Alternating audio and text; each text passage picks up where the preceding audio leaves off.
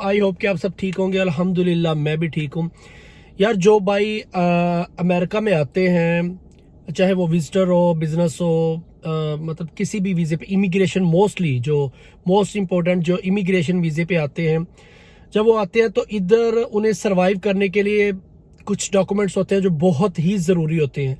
वो आपको इतने ज़रूरी होते हैं कि जब आप इधर अमेरिका में आते हैं फर्स्ट डे, तो आपके ये दिमाग में होना चाहिए कि हमने ये डॉक्यूमेंट्स ज़रूर बनवाने हैं।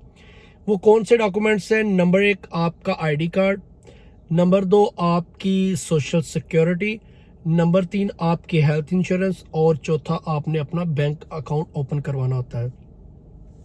ये जो 4 डॉक्यूमेंट्स हैं इनकी बहुत ही ज़रूरत होती है और इंतहाई वो कारआमद है। इसके बगैर आपकी जो सर्वाइवल है वो बहुत मुश्किल होती है। उसकी रीज़न ये है कि हर एक चीज़ का एक दूसरी चीज़ के साथ लिंक जुड़ा हुआ है। अगर मैं आपको बताना चाहूँ कि सोशल सिक्योरिटी एक 9 डिजिट कोड होता है जो आपके लिए बहुत ही ज़रूरी होता है। मैं आपको अपनी लिंक भी, उसमें जो डिस्क्रिप्शन है उसमें मैं आपको वो उनकी पिक्चर्स वगैरह सेंड कर दूंगा, वो किस तरह की होती हैं। जो सोशल सिक्योरिटी होती है वो एक 9 डिजिट कोड होता है कि आप अमेरिका में रहते हुए कोई भी प्रॉपर्टी लेते हैं, कोई भी आप लीज पे कोई चीज़ लेते हैं, आपने कोई गाड़ी लेनी है, ईच एंड एवरीथिंग उधर आपका सोशल सिक्योरिटी का इस्तेमाल होता है। सोशल सिक्योरिटी एक ऐसा ही काम करती है जैसे कि हमारे पाकिस्तान में एक आइडेंटिफिकेशन जो हमारा कार्ड होता है ना, कि उसके ऊपर जो नंबर लिखा होता है उससे आपके जो ख़ानदान का या जो भी सिलसिला आपका होता है उसका पता चल जाता है। इधर सोशल सिक्योरिटी ऐसी होती है कि आप वो डिजिट आप लिखते हैं तो आपकी इंफॉर्मेशन सारी उनके सिस्टम में होती है और सामने आ जाती है।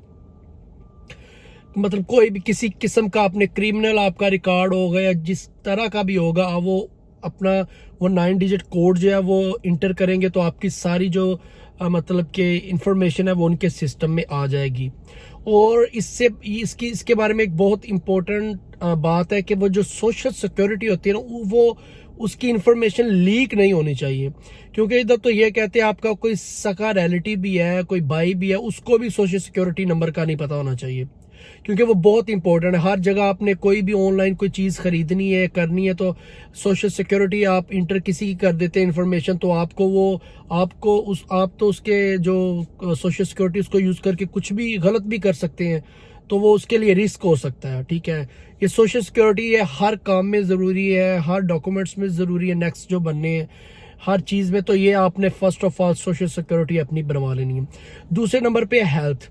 अल्लाह ना करे आप इधर आते हैं, तो जब आप इधर आते हैं तो आपको कोई प्रॉब्लम हो जाती है, मेडिकल की सीरियस प्रॉब्लम हो जाती है, तो फिर क्योंकि किसी भी यूरोप कंट्री में या इस तरह के कंट्री में जो मेडिकल वो इंतहाई महंगा है, वो बहुत ज़्यादा महंगा है, जो मेडिकल कोई भी अफोर्ड नहीं कर सकता, इतना महंगा होता है। तो अगर आपने वो अपनी वो हेल्थ इंश्योरेंस बनाई होगी, वो डिफरेंट कैटेगरी की हेल्थ इंश्योरेंस होती है, जो इस टाइम मेरे पास है वो फिडेलिस, लेकिन इससे अच्छी भी जो हेल्थ इंश्योरेंसेज हैं जो आप खुद सेलेक्ट करते हैं उनको कौन सी आपने लेनी है। तो आप इस तरह लेंगे कि आप नियर कोई भी डॉक्टर आपके होगा, जो लोग आपको लेके आए, या अगर कोई नहीं लेके आए खुद ब खुद आए हैं तो लोगों को पता होगा नियर कोई भी उनका जो प्राइमरी डॉक्टर है, आप उसके पास जाए, उनको कहें कि हमें इंश्योरेंस की ज़रूरत है, वो आपको फिल फॉर इंश्योरेंस बना के दे देगा। वो बहुत ही ज़रूरी है ये 2 चीज़ें।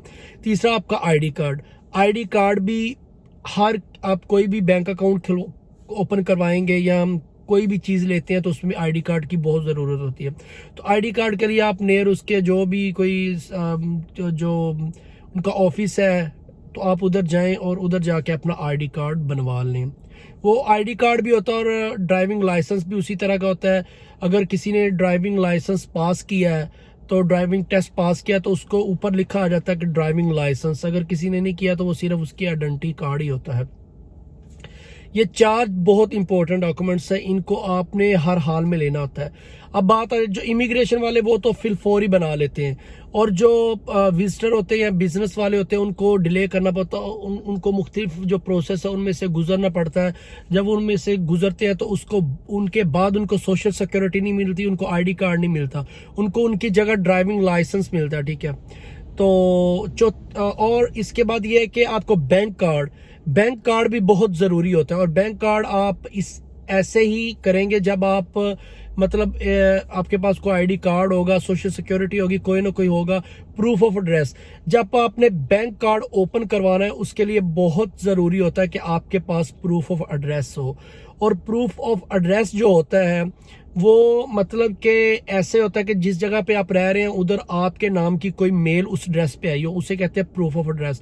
अगर आपके पास आईडी कार्ड नहीं है, आपके पास सोशल सिक्योरिटी नहीं है, या उन लोगों के लिए है जो विजिटर आते हैं या जो स्टडी वीजे पे आते हैं, या उन लोगों के लिए इजी वे है कि आप जिधर रहते हैं उधर आप उनको जब मतलब कोई भी आप चीज़ मंगवा लें, आप अमेज़ोन से मंगवा लें या आप किसी भी जगह से अपना ऑर्डर मंगवाएं और वो एड्रेस दें, तो उस एड्रेस पे आपको वो जब आएगी आपकी मेल तो आपके पास वो एक प्रूफ ऑफ एड्रेस होगा। आप जब जाके वो एड्रेस उनको बैंक में देंगे तो आपका कार्ड जो है वो ओपन कर देंगे। ये एक बेस्ट वे है उन लोगों के लिए जिनके पास आईडी कार्ड नहीं है, जिनके पास सोशल सिक्योरिटी नहीं है, जिनके पास ग्रीन कार्ड नहीं है। तो जो इमिग्रेशन वीज़े वाले उनके लिए तो बहुत ही ईजी है। जब वो मतलब कि उनके पास जिधर वो आएंगे रहेंगे तो उधर का कोई एड्रेस, कोई चीज़, कोई अकाउंट अपना ओपन करवा लें। जैसे कि आप किसी मोबाइल का अकाउंट ओपन करवा सकते हैं, मोबाइल मतलब सिम का, टी मोबाइल का आप ओपन करवाएंगे तो आपको बिल आएगा, उसकी रसीद आपके उसी एड्रेस पे आएगी, तो आप वही लेके चले जाएंगे तो आपका अकाउंट ओपन कर देंगे। ये 3-4 चीज़ें मैंने आपको क्विकली बताई हैं। अगर आपको इस चीज़ की समझ ना आई हो तो आप मेरे से पूछ सकते हैं, और मैं आपको अपनी नेक्स्ट वीडियो में ये बताऊंगा कि जो लोग नए आते हैं वो घर कैसे ले सकते हैं, या उनको, क्योंकि जारी बात जो भी बंदा अमेरिका में नया आता है अगर वो अपने रिलेटिव के पास आता है वो तो कितने दिन अपने पास रखेगा, उसको घर की ज़रूरत होती है। क्या वो घर ले सकता है, नहीं ले सकता? अगर ले सकता तो कैसे ले सकता है? ये थोड़ी सी लेंथी जो है वो इन्फॉर्मेशन है, तो मैं आपके साथ डिटेल में शेयर करूँगा। तो इसके बारे में अगर आपको कोई भी इंफॉर्मेशन आपने मेरे से लेनी है, आपको कोई इंफॉर्मेशन चाहिए, आपको किसी चीज़ की समझ नहीं आई, तो आप मेरे साथ कांटेक्ट कर सकते हैं कमेंट बॉक्स में। मैं आपके हर सवाल का इजी जवाब दूंगा। और अगर आपने जो भी करना है, जब तक आपका वो काम नहीं होगा मैं आपसे कांटेक्ट खत्म नहीं करूंगा। मतलब कि अगर आपने कोई काम करना है मेरे से कांटेक्ट करते हैं कि भाई मैंने ये काम करना है, तो ये कैसे करना है, मैं आपको सारा उसका सारी इन्फॉर्मेशन दूंगा। आप जब वो काम करने लगेंगे, जिधर आपको कोई हर्डल पेश होगी आप मुझे कमेंट करें, मैं आपको सारा डिटेल में आपका साथ दूंगा और वो काम आपके साथ आपका करवा के दूंगा। तो अपना, ये कोई भी नहीं करता, किसी के पास इतना टाइम नहीं होता, लेकिन अल्हम्दुलिल्लाह मैं आप लोगों के लिए टाइम निकालूंगा। अगर आप लोगों को इन्फॉर्मेशन दे रहा हूं तो इसका मतलब कि मैं आपको कोई गलत इन्फॉर्मेशन ना दूं, वो इजी वो दूं जो आपके काम आ सके। और मेरी वजह से किसी का काम आसान हो जाएगा तो अल्लाह ताला मेरे पे मेहरबान होगा और खुश होगा अल्लाह ताला मेरे से। अगर आज का व्लॉग अगर आपको अच्छा लगा, कुछ चीज़ समझ आई है या नहीं भी आई तो बाद में पूछ सकते हैं।